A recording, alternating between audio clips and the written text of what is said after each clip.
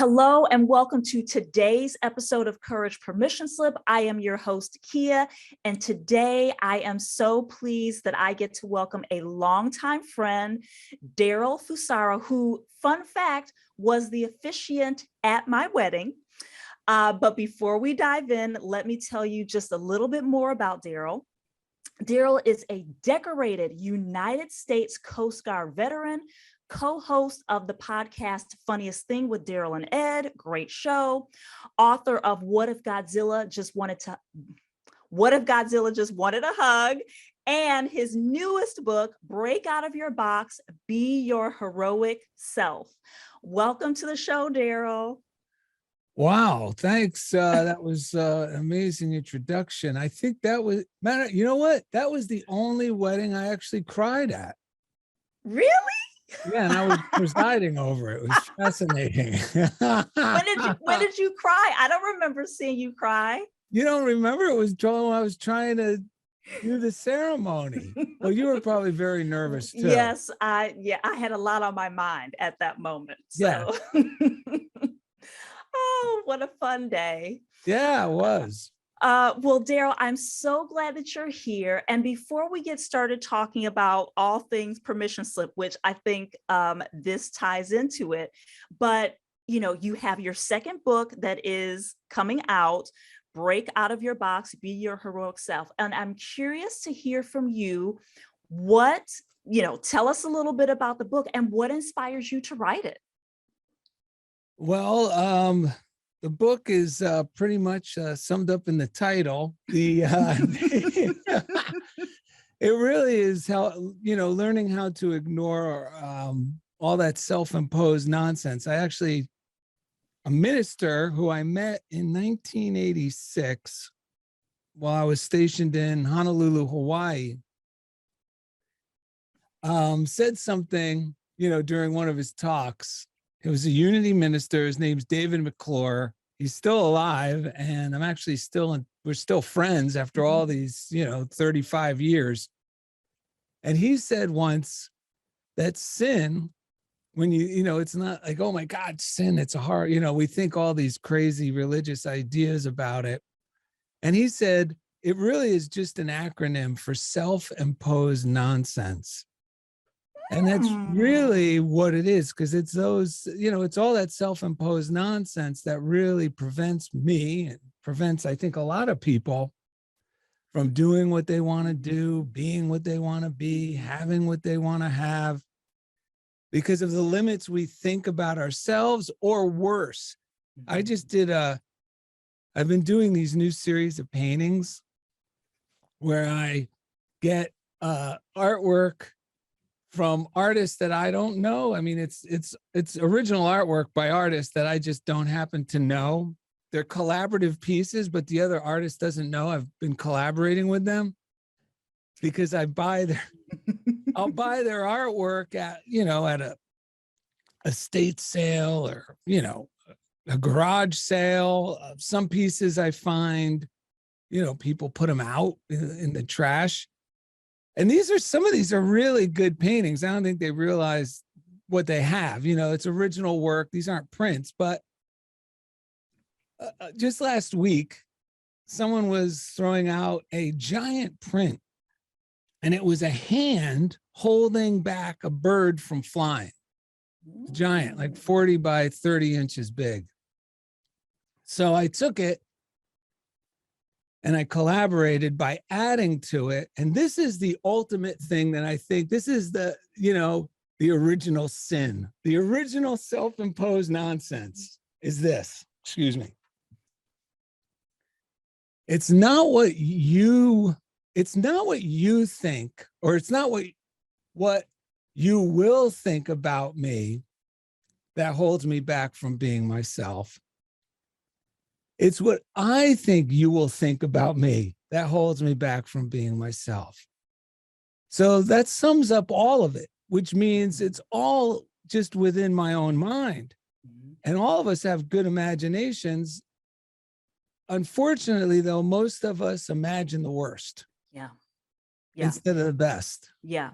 Well, and I'm so glad that you said that line about it's not what it's not what you think of me, it's what I think you think of me. Yeah. And I remember when I was on your show, you, me, and Ed talked about that. And that really, like, that was like the ding moment, because it is like, it's all these stories that we create about ourselves or a situation, or as you said, like what you think other people think of you, or what you should be doing, or what they think you think, or what you think they think. See, now we're getting tongue-tied, but about what it is that you're thinking of doing, right? Like an idea that you have, or a book that you want to write. So I love that you are tackling this in your book. Will people be able to buy it on your website?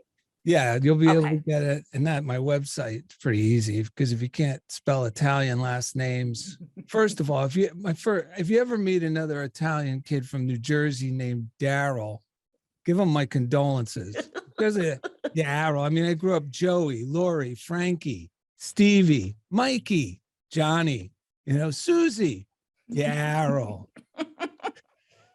But so the easy way to remember the website is simply thiswillmakeyouhappy.com. Thiswillmakeyouhappy.com. Very easy. Yes, it is. Yes, it is. And that's going to be in the show notes, and we'll make sure we talk about that at the end. But this is a great segue into this topic of courage permission slips. And you have such, like, I'm always inspired when I hear about how your time in the military has inspired a lot of the mindfulness that you talk about, teach, practice yourself today. But I would love to hear first from you, when you hear the word courage, what does it mean to you? How do you define it? Well, it's actually the opposite of what I thought it was. I can't believe you brought up the other, about I learned this early on while I was in the service. Actually, what goes right along with thinking about what courage is goes along perfectly with something that blew my mind.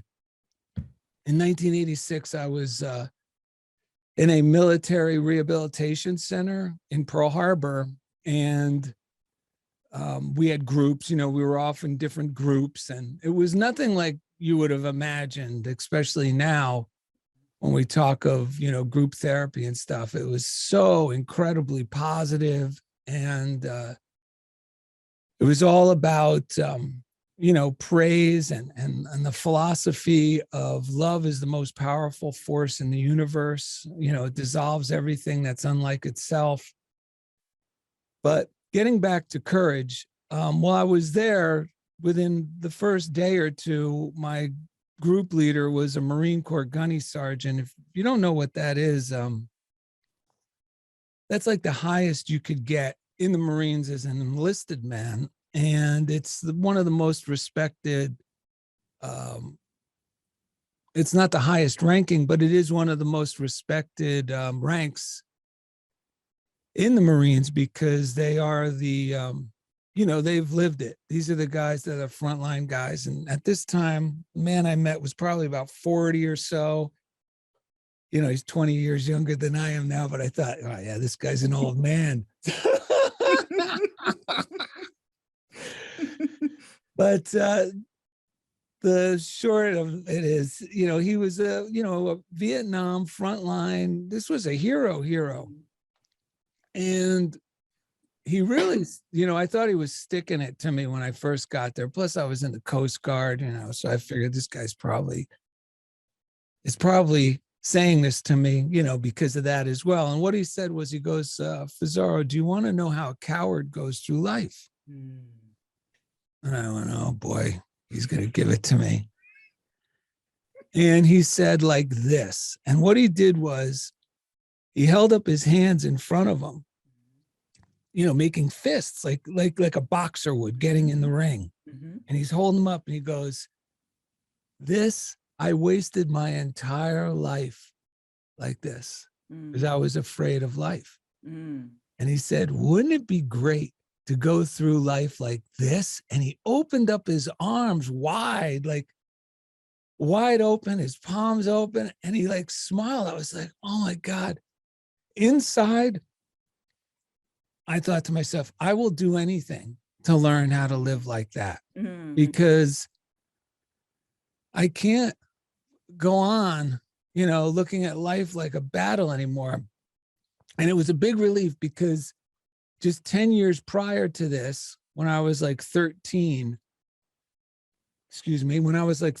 I asked my dad, what am I supposed to be when I grow up? And he said, how the hell am I supposed to know what you're supposed to be when you grow up?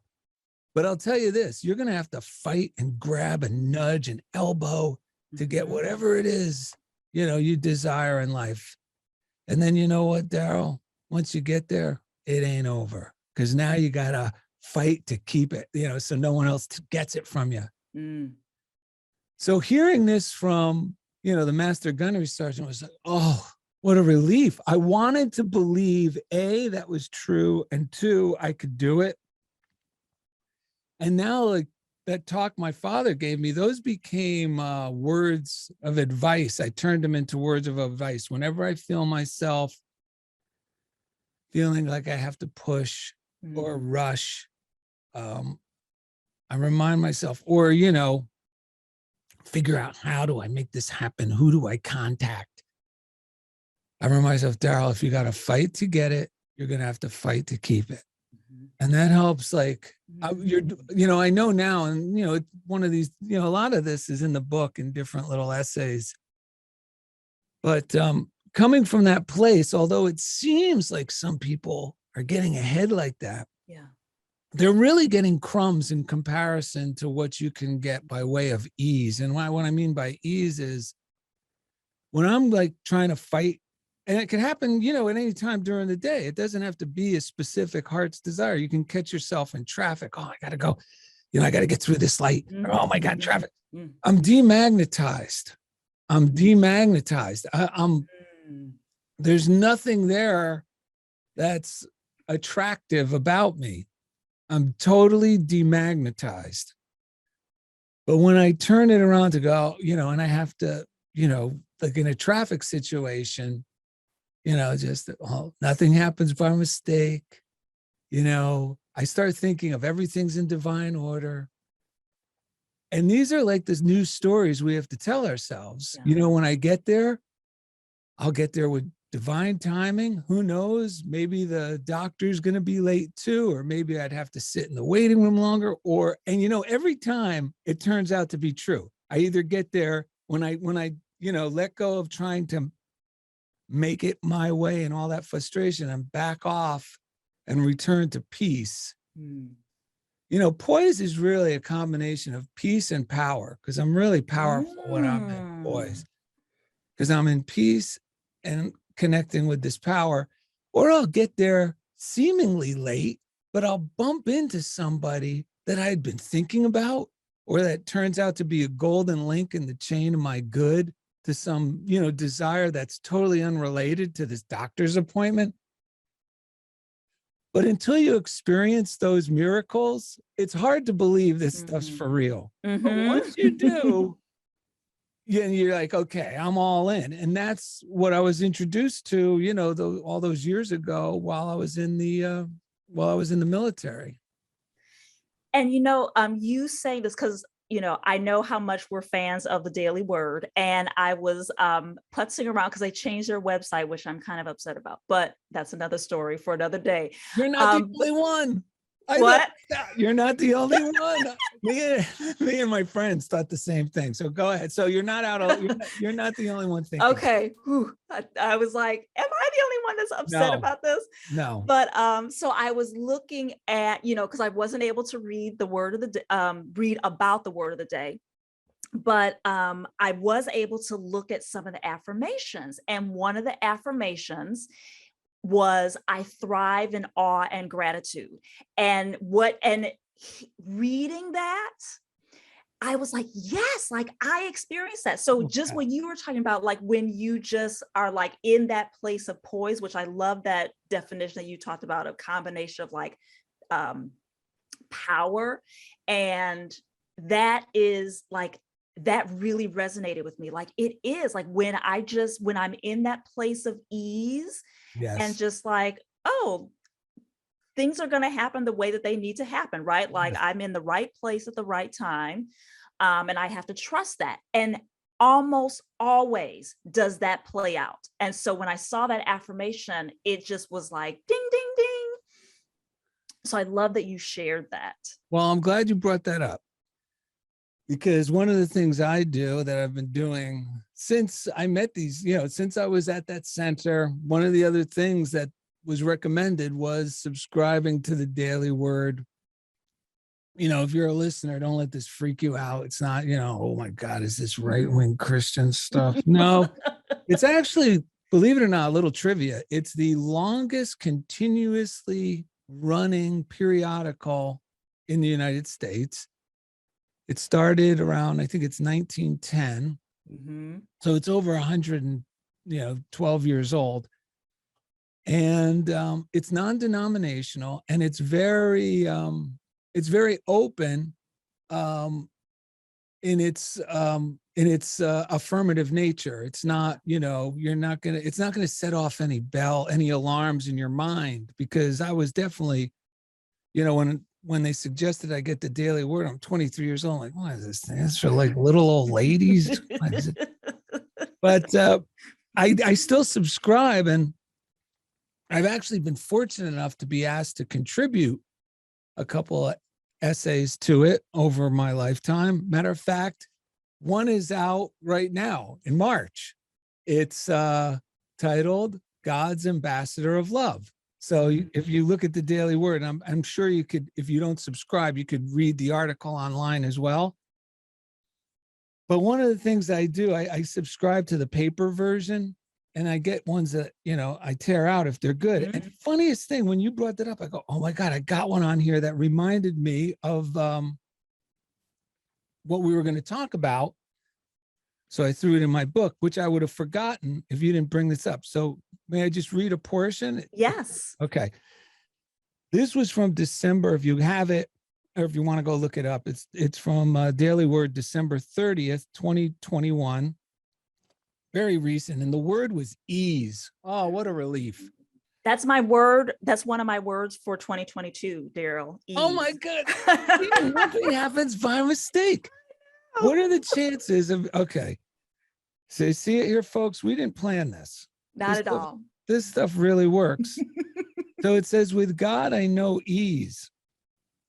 This is good. I'm going to read the whole thing. It's short, and it's exactly what we're talking about. None of this was planned, folks. So this is just, you're watching miracles happen right before your ears or eyes if you're watching.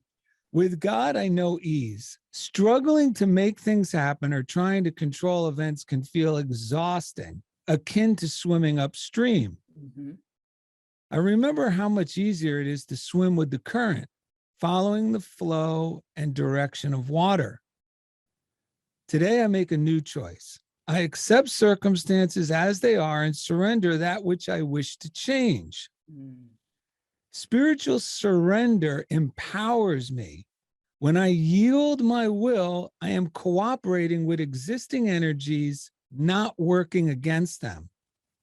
In this space, I know ease. I still work toward desired outcomes, but now my energy is cooperative, not combative.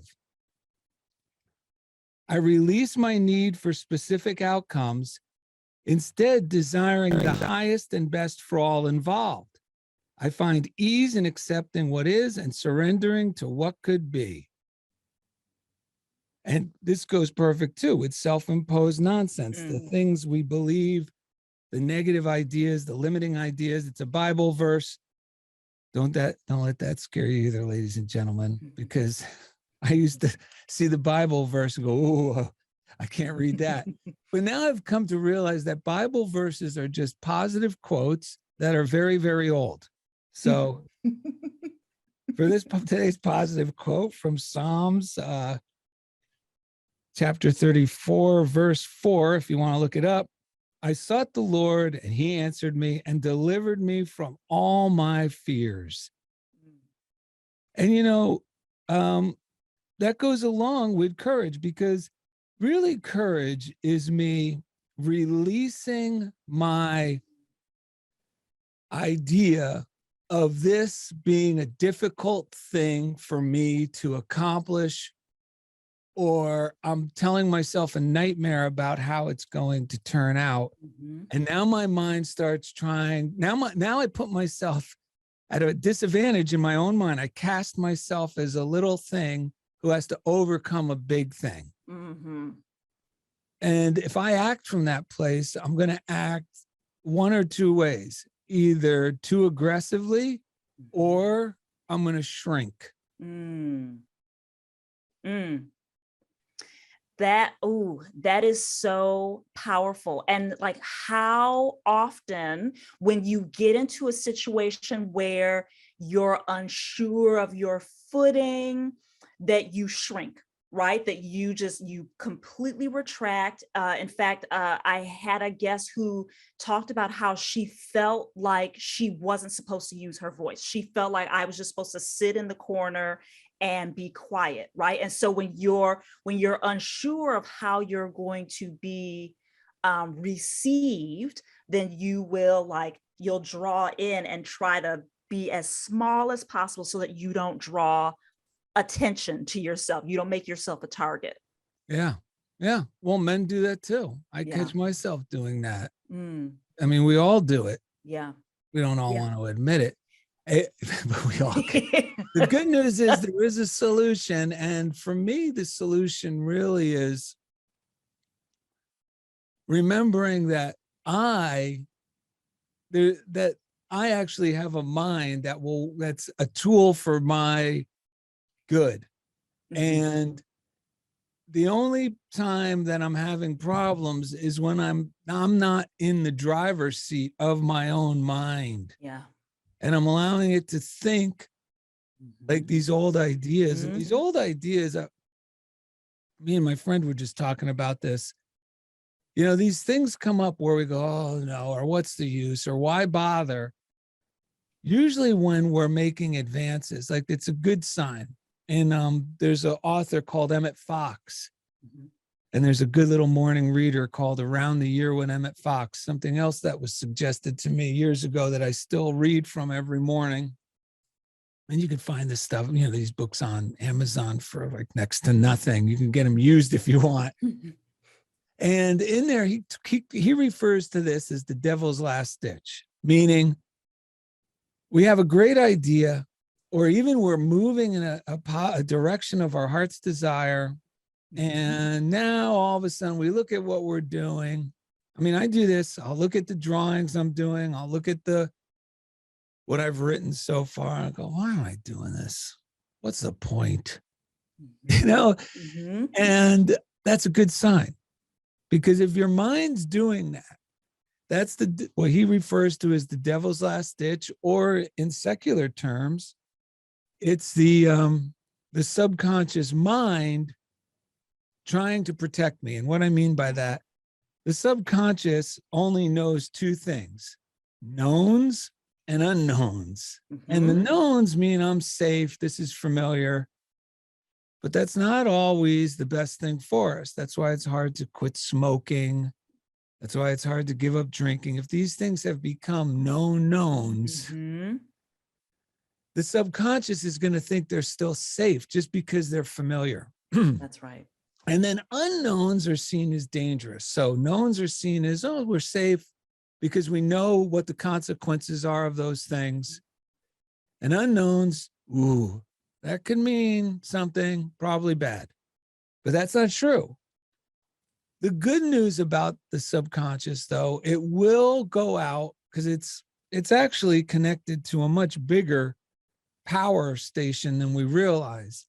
Besides that little bit it does for us, knowns and unknowns, there's a thing called the superconscious, and that will go ahead and take charge and help us exceed our limits.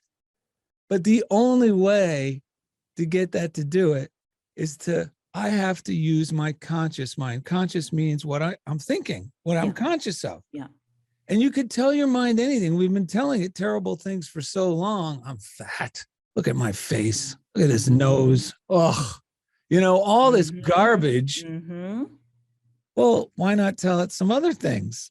And when we tell it the new things, which is, and one of these things that helps me with this is there's a simple solution to every problem. Or, you know, how would I do this if I was to let it be easy?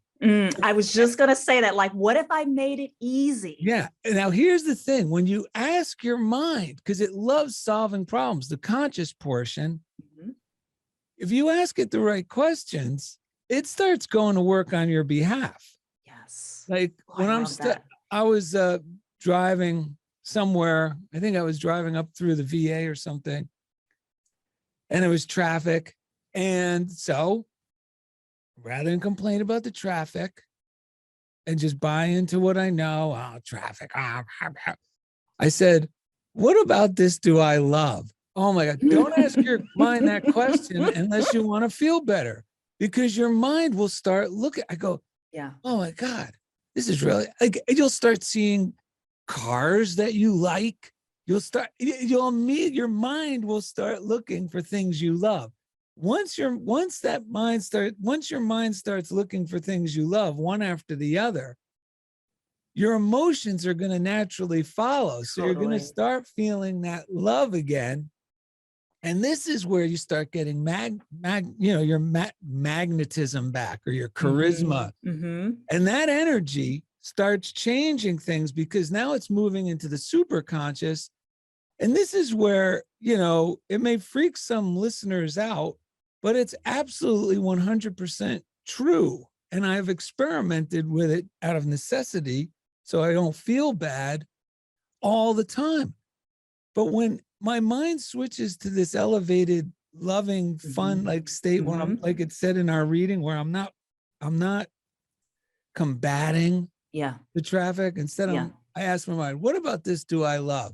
And what a great question. Yeah, because the mind will answer. Yeah. And your mind will work for you, So no, I was going to say, so what happens is you'll notice the traffic will part like the Red Sea. It'll feel like, how did I get here so quick? It really is crazy stuff. And you could start experimenting with this on a line somewhere. If you're standing on a line, it's, Starbucks or the post office. Start doing, what about this do I love? And your mind will start and that energy will flow. And all of a sudden you'll be like, wait a minute, I'm already up at the teller. I mean, it's crazy, but this stuff, people have been talking about this for thousands of years. It's not true because thousands of years. It's not true because I'm saying it's true. It's a principle that works, and it's a universal law. Yeah, it's not. And it always works, folks, whether you're aware of it or not. So, Darrell, you touched on this earlier, and I mean, obviously we were going to talk about this anyway, but it ties in with what you're talking about, what you are giving your energy to, and, being magnetized versus demagnetizing yourself. And so one of the ways that we demagnetize ourselves is to be so focused on our fears. And I would love to hear from you, when you think about the fears that you navigate, what are some of those things that come up for you? You really want to hear all my fears? Pick one. Pick one. Well, I guess the ultimate fears, I guess I could narrow down all these little miscellaneous things that sound like they're, fears into two. I'm afraid I'm going to lose, what already is, what I already have, or something I already have. Or I'm not going to get something I desire.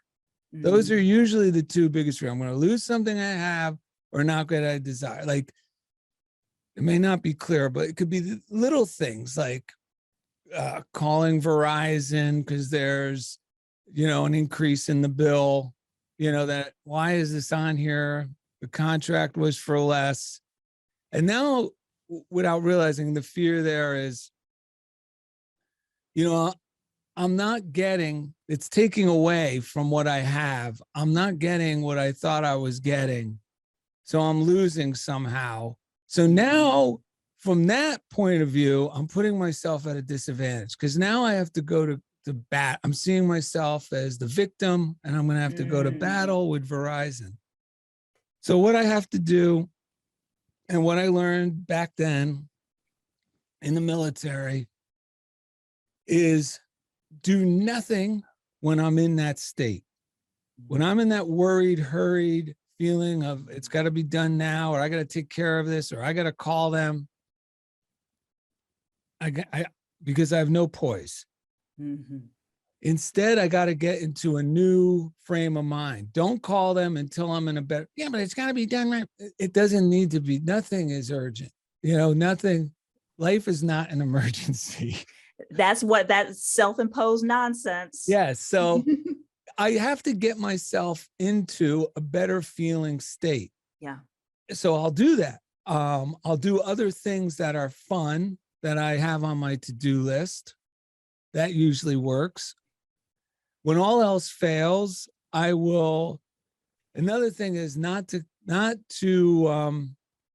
be a repeat offender, meaning don't keep repeating. I got to call Verizon. I can't believe they overcharged me to every person I talk to or a good friend, because that's reinforcing in my subconscious and my superconscious, and the universe is going to respond because the superconscious is going to work.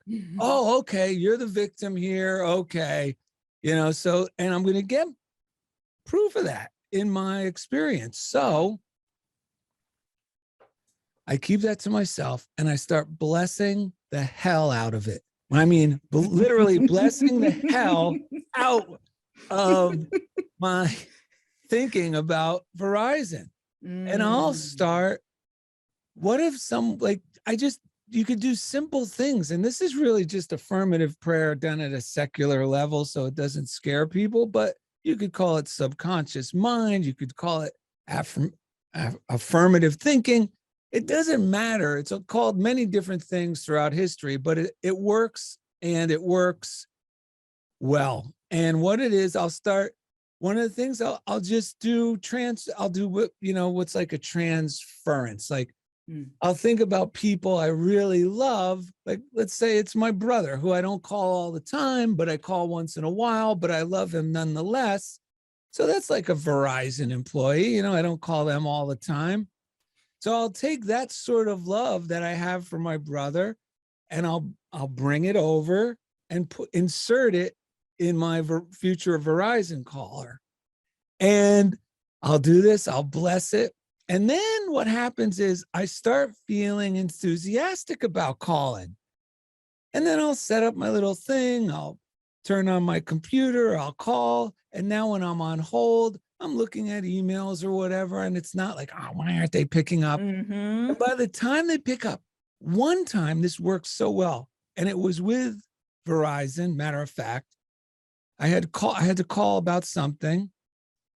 And it went through this long, your number 15, then your number whatever. And right before it was about to be me, and I'm on the computer, I'm having a good time. I'm blessing the hell out of the situation. I was in love, folks, with Verizon. It was like, no big deal. I'm doing other things. They'll pick up when they pick up. This is going to be great. And it went click, boop, like disconnected. And you know what? I said, I was so in that high feeling. I go, oh, well, I guess I wasn't supposed to call today. The phone rang. I pick it up, unfamiliar number. It was Verizon. And the lady said, this has never happened. She said, because you think it's just a machine. She said, oh my God, I saw that you got disconnected. So I was calling you back. And I'm glad that I got you. I was so high that she had done that. I was like, oh my God, this is amazing. I can't believe it. So it was like I had all this love flowing out of me towards her. And she was so helpful, looking throughout everything to make sure everything was corrected. It was incredible. That's how well this stuff works. I love that story. I'll have to adopt that the next time I have to call AT&T for something. Yes. So Darrell, how did giving yourself permission lead you to where you are right now, what you're doing right now, etc.? Well, the biggest permission I've given myself, which actually transforms into living confidently or courageously, is to not have to be perfect. And a couple of things. Let it be easy. You know, this is a good question to ask your mind, because it will answer you. Whether it's writing, sometimes we have to write our own bios, or, these things, or, a cover letter. It's like, oh, I don't want to do that. Or with artwork, what's your artist statement? Oh, can you just look at the art? I like doing the art. I don't want to write an artist statement, but I have to, we have to do what we got to do, what they ask for. You got to give it to them. So, I'll ask my mind, how would I do this if I would allow it to be easy? If I was willing to let it be easy, and the mind will answer. And I put it on the back burner. I don't try to do it right then and there. I'll do some things. And when you start doing other things that are unrelated, like even washing the dishes, but you planted that seed of, how would I do this if I was willing to let it be easy? I am telling you, it will come, and it'll just go, and then you'll go, no, this was too easy. This can't be good enough. And that's good enough. That's the second part. That's the part where I'm not going to try to make this perfect. Yeah. I'm just going to say, this is it. This is it, unless they tell me otherwise. And I'm telling you, this is the best part of this phase of my life, where I'm just, let it be easy and put my money where my joy is. If this feels joyful, I'm going with it. I like this painting. I don't care if nobody likes it. I never used to. I was always like, well, I better make it like this so they understand it's that, or they won't be able to tell it's this. Now it's like, no, I like it like this. That's good enough. And let it go. Well, so there's so many directions that I could go with this, but I remember this was recently, I can't remember, and I can't remember who had the original tweet, but someone on Twitter was talking about like their creativity that they're putting out into the world. And they were like, how do you deal with the criticism that comes from the thing that you put out into the world? And Ava DuVernay, masterful director, she responded to say, you have to love it yourself first. Yeah. And I'm paraphrasing, but I remember love being in all caps. She's like, you have to love it, because when you love it, it doesn't matter what anyone else says. But she's like, yes. But if you have any kind of like that uncertainty that I mentioned, she's like, if you have any kind of question, then that's when you open the door to letting that criticism hurt you. And like when I'm talking with career coaching clients, or with people who are thinking of pivoting into doing their own thing, they're like, oh, one of the fears that comes up for them is, I'm worried of what other people are going to say. Oh, that's I'm worried about what other people are going to think. Of course. And I always say, get connected with your what and your why. Like, be clear on what it is exactly that you're trying to do, and be clear about why, like why it's important to you, why it gives you joy, why it gives you energy. Because when you know that, then everything else falls away. Like, that's your response to the haters. Because, and when you're talking about perfection, that's why I was like, I could go so many ways with this. When you're talking about perfection in the eyes of who? Because you can do all the quote unquote right things, right? Like, you can take all the right steps, you can follow all the, the things that the talking heads or the experts say. And there is still going to be someone in the cheap seats that's like, that sucks. I wouldn't have done it like that. Yeah. And there is nothing you can do about it. Nothing. Like, you can burn yourself alive and people will still not like the way that you burned yourself, right? So it's like, I love what you said about that. Like, you have to love it. You have to enjoy it. Because that's how you deal with those outside things that really can't be more important than your own opinion of yourself or what you're doing.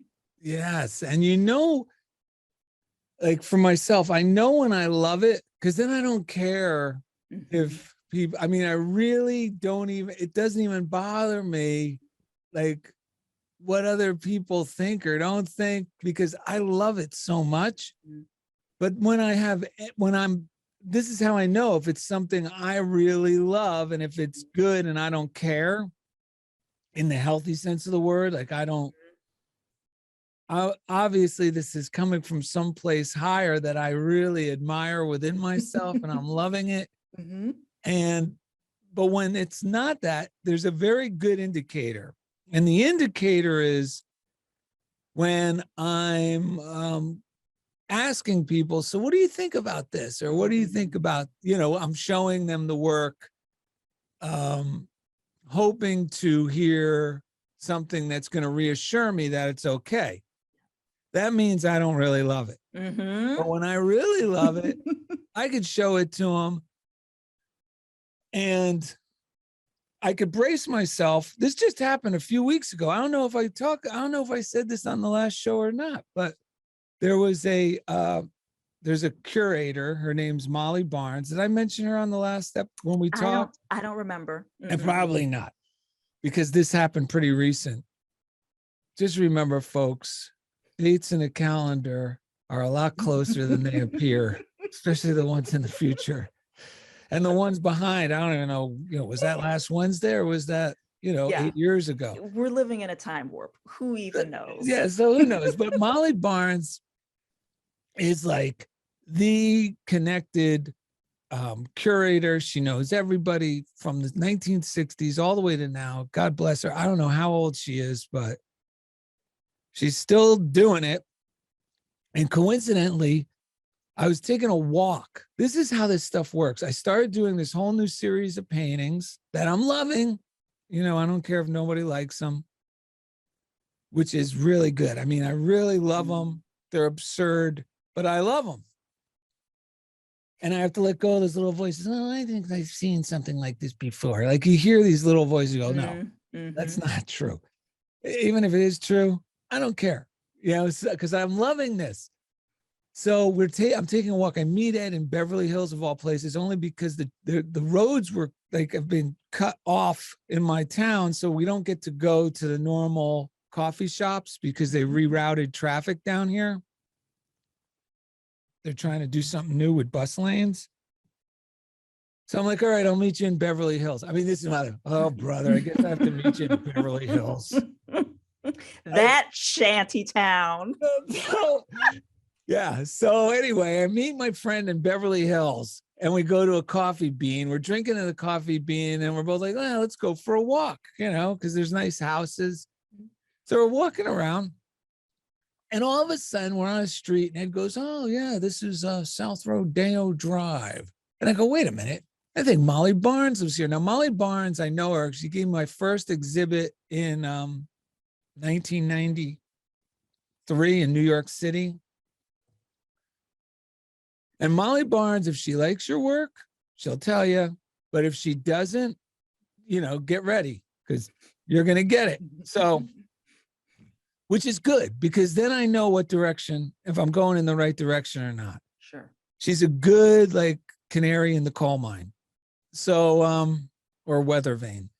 So I go, I think this is where Molly, and I'm standing, I go, oh my God, this is Molly's house because I have her address in my phone. So he goes, well, why don't you call her? I'm going, call her? What if she's taking a nap? I'm assuming she's this fragile old lady. I mean, she's got to be 90, folks.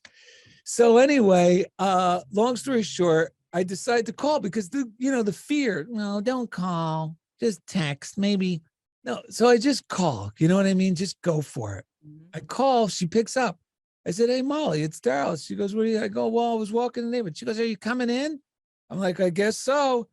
We go in her house. Her house is like walking into, the Museum of Modern Art. I can't even begin. Original Warhols, not one, many original. I mean, you're like portraits that some of the biggest names in 20th century art did of her are in there. So we're going through all this and she's asking, well, what are you doing? I go, well, I'm doing some new stuff.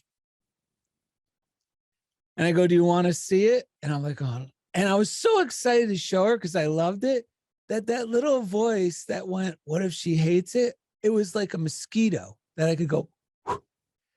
I show her, the first thing was I've been doing like these sloppy dog sketches of the sheltered dogs where Lori works.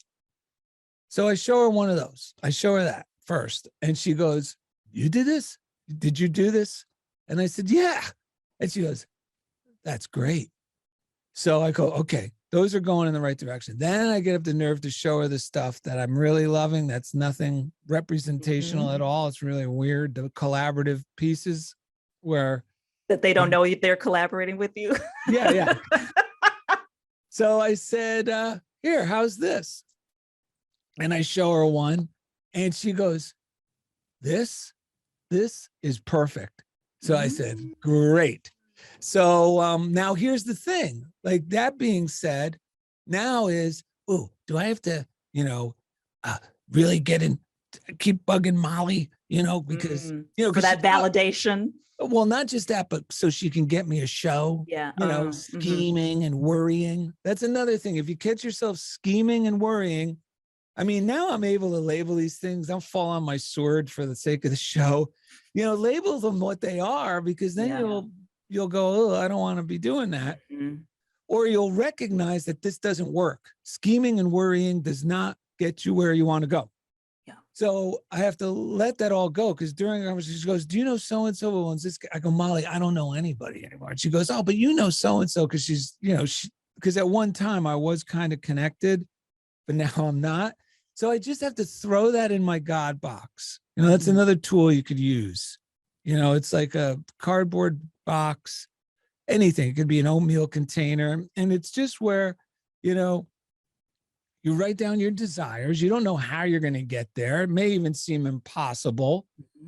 I'm now doing what I love and I'm well paid for it. The right gallery collector at the right place through Molly or better. And you just throw it in there. And then anytime the temptation to scheme and worry that doesn't come natural out of joy, like Molly calling me or me bumping into her or me calling her because I'm really excited to call her, not because I'm trying to get something. What happens is when I start feeling those worries, like, nope, it's already, God is on it and things are being arranged on the unseen plane and it's going to come out either the way I expect it or even better. Yes.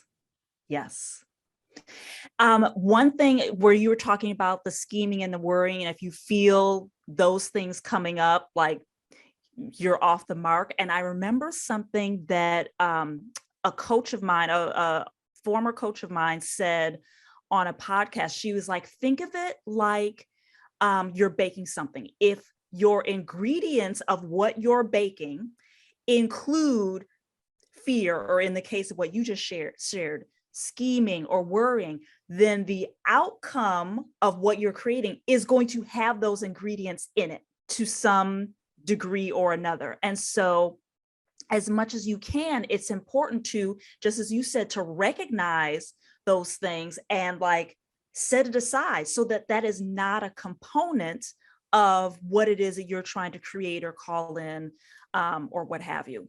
Yes. Don't put kerosene in the cake batter, folks.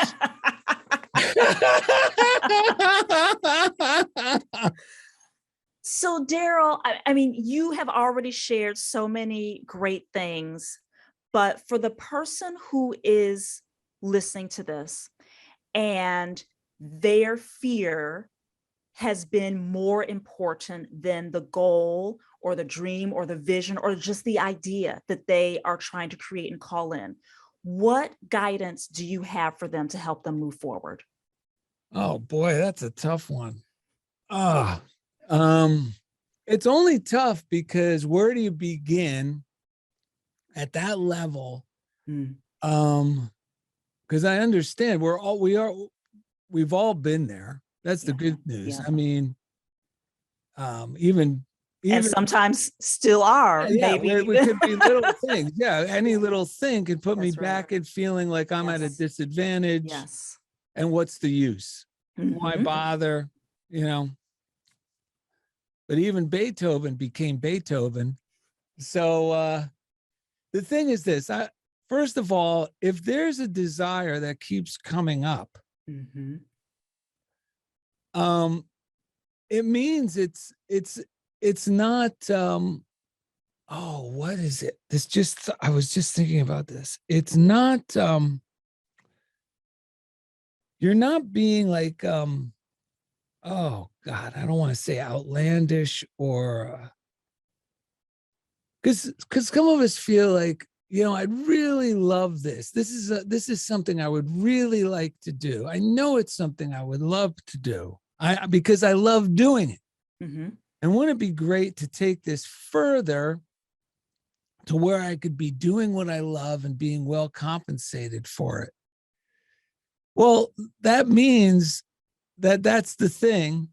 If indeed you feel that much love for, and it keeps coming up. That's another thing I'll do. I'll put things on the back burner sometimes because I always have great ideas, and they feel good at the time, but to see if they're really they're really my heart's desire, which means the universe is waiting to help make it happen for you. Mm-hmm. You just need to let go of these small ideas that you have about yourself and making up obstacles in your mind of why it's hard to get from here to there, because it is not hard to get from here to there.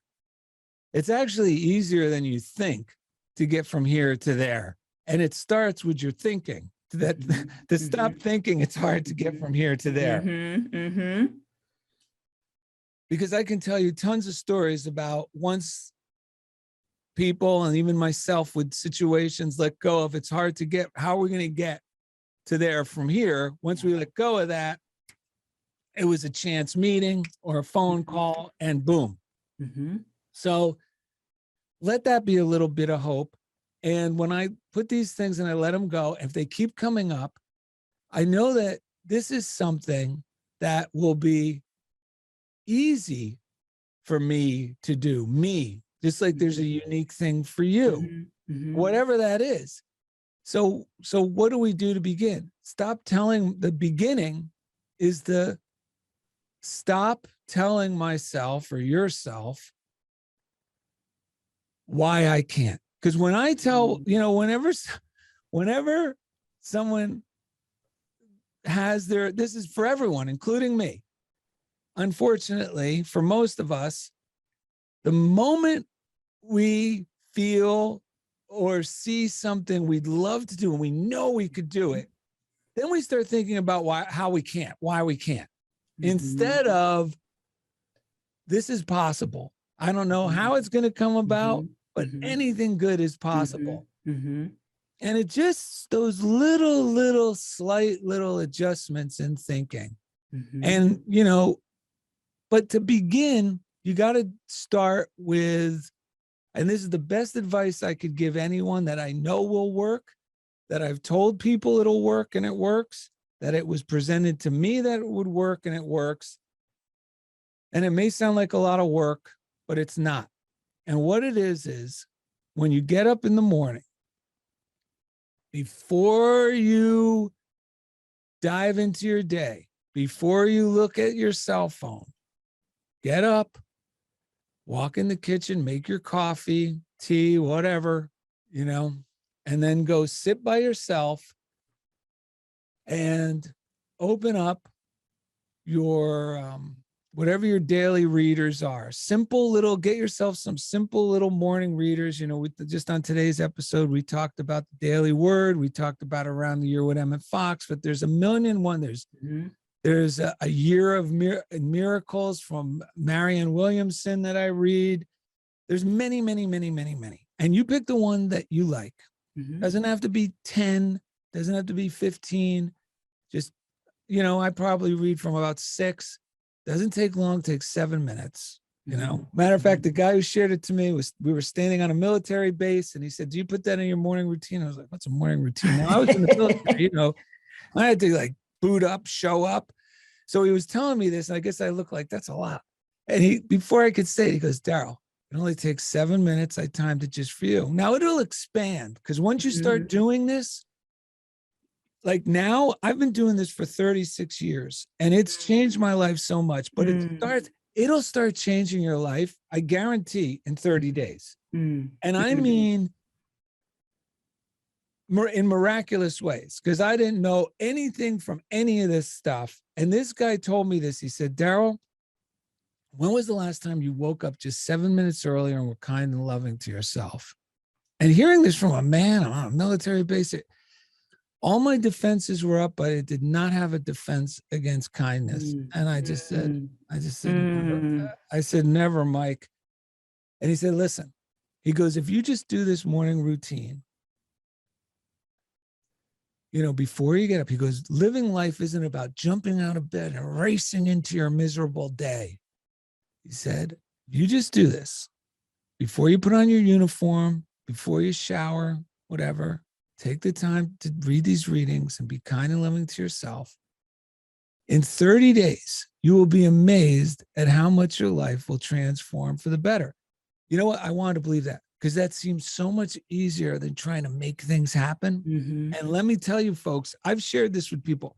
Shortly after experiencing that, like in my first year or two of like this blowing my mind, and my life rapidly transformed. I mean, the first couple of years, it was an insignificant change. I would tell other guys, you know, try doing this morning routine. I would tell them in 30 days, and I would think, "Oh, shoot, what if it doesn't work for them in 30 days? And I had to remind myself, "Darrell, it will work. Because if they do this, it will work." And now, you know, I wake up an hour before Lori. Lori's my wife. Kia knows who my wife is, so that's why I said Lori. But I wake up an hour before her, you know, because I wake up grumbling. I don't know why. I seem like a nice, positive guy, but I wake up. I mean, I'll have good thoughts, but I'll be like, "Oh no, look at this. She left a pile." You know, and sometimes I'll want to complain, mumble loud enough so she'll hear me, but I really don't want her to hear me because that would be embarrassing. But you know, so now I treat myself like a kind and loving grandma. No. We're going to make our coffee, and then we're going to do our morning routine, and everything's going to be better. And I tell you, I do that. It changes everything, because there's something that happens when we start, you know, I'm breaking the spell I'm under, this negative spell of the race mind, of everything, all the news, and oh my God, you know, I'm behind the 8 ball. So when we wake up, I'm breaking the spell by reading some positive information, and it's nice to read it. I like looking at it, and I don't look at it on my phone. I have the paper books, because then an email won't come up. I won't be distracted. Right. And what happens is, like we read in the Daily Word at the beginning of the show, life moves in a positive direction, meaning it's a positive flow of life. Health is a yes system, and disease is a no system. So when my thoughts start moving in this positive direction, I start feeling myself come alive. And now I'm moving with the positive stream of life. And how we start our day significantly affects how the day will go. It's all principle. It's all law. So the best advice to get started is start with a simple morning routine. You can get the books today, get a few books, and start tomorrow morning. This is the best resolution you could do. It's the simplest, and it's going to be the most effective, because from this resolution, all those other resolutions will fall into place and will start occurring as well. Because, you know, like St. Paul said, you know, be transformed by the renewing of my mind. You know, I'm transforming the way I'm thinking, and therefore I'm transforming the way I'm feeling, and I'm going to be transforming the way I'm behaving instead of trying to make Mhm. myself into a new person. It's happening in a very positive way and a relatively easy way for me to do. Darrell, so much goodness, period. I'm always so inspired when I hear you weave these stories together. And like I said at the top, like hearing about how so much of your mindfulness came from the military, that Marine gunny sergeant who, fought on the front lines of Vietnam, is talking about like having your 7-minute morning routine to be good and kind to yourself. Like that always blows my mind when I hear it. But Darrell, thank you so much for being here today and for sharing your wisdom and your stories and your laughter. Where can people learn about you and find more about you? We talked about your website, This Will Make You Happy. Yeah. And what about Instagram so they can see your art, which I forgot. I didn't say at the beginning that you're an artist, but you're an artist. I let the cat out of the bag. So yes, you could see it's the at symbol, and it's F like Frank, OOZ like zebra, ARO, Fusaro.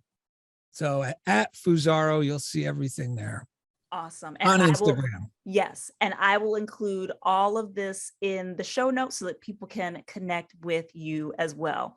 Again, Darrell, I so appreciate you being here and sharing your wisdom today. Thank you. It was a pleasure. I feel so much better than I did when the hour started, which was what I was already like. I was already predicting. I go, well, I'm looking forward to this, because some people go, oh, you got to go do the podcast, it's like it's a lot, because people think it's a lot, to do anything, it's a lot. But I was like, no, because this talking with you, I knew was we're gonna be talking about things that bring more life to me. So I was like looking at this is gonna like supercharge me and launch me into my weekend. So thank you. Well, you are fully magnetized. So I'm glad for you to fly into your weekend. Thank you. You too. Awesome. And thank you for tuning in to today's episode of Courage Permission Slip. If you are finding us on YouTube, make sure you like and subscribe so that you are alerted when new episodes are available. And if you are listening to this on your favorite podcast platform, please make sure to rate and review so that other people can find and enjoy this content as well. But that's a wrap for today. Until the next time, make sure you are making your dreams bigger and more important than your fears. See you on the next episode.